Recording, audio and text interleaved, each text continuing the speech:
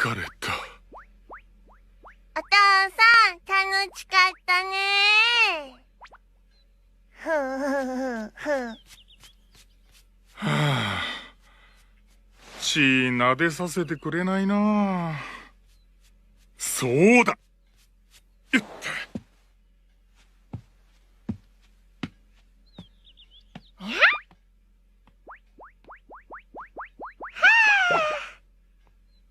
ポカポカらー。うん。ちーじゃーん、ブラシだぞ。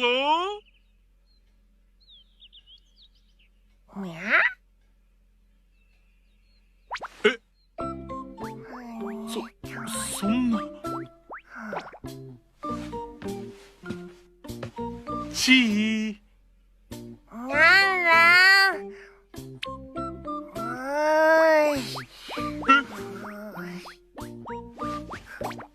ちー。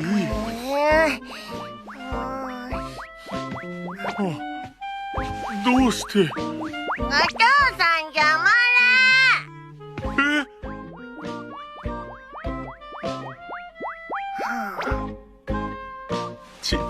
ちー。そんなに嫌がらなくても。ポカポカらー。はあ